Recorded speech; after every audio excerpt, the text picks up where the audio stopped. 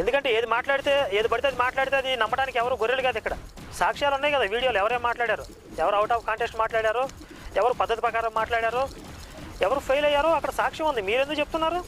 ప్రజలు నిర్ణయించుకుంటారు కదా. మీరు చెప్పాల్సి వస్తే నేను చెప్తున్నా. అప్పుడు నేను చక్కగా పాయింట్అవుట్ చేసి నోట్ చేసి టైంతో సహా చెప్పాను. విజయప్రసాద్ రెడ్డి ఎక్కడెక్కడ ఏమేమి మాట్లాడాడు, బైబిల్ మీద ఎక్కడెక్కడ ఫెయిల్ అయ్యాడు, ఎక్కడెక్కడ చేతులు ఎత్తేసాడు అని చెప్పి నిన్న 10 పాయింట్లు చెప్తూ వీడియో పెట్టాను, చూసుకోండి ఒకసారి. ఇంకా మీకు ఒక అద్భుతమైన విషయం చెప్పనా? ఇంకొక అద్భుతమైన విషయం ఇంకా ఉంది, అవునది. ఇప్పుడు దాకా డిబేట్స్ జరిగింది బైబిల్ మీద జరిగిన డిబేట్స్లో ఇస్లాం స్కాలర్స్కి క్రిస్టియన్స్కి మధ్యన డిబేట్స్లో ఇస్లాం స్కాలర్స్ అందరూ కూడా క్రిస్టియన్స్ చెప్పే ప్రవచనాలను అంగీకరిస్తూ వచ్చారు. పాత నిబంధనలో యేసు గురించి ఉన్న ప్రవచనాలు అని చెప్పి క్రైస్తవులు ఏదైతే వాక్యాలు చూపిస్తున్నారో వాటన్నిటినీ వీళ్ళు అంగీకరిస్తూ వచ్చారు. ఇప్పుడు దాకా ఎవరు ప్రశ్నించలేదు వాటిని. ఎందుకు?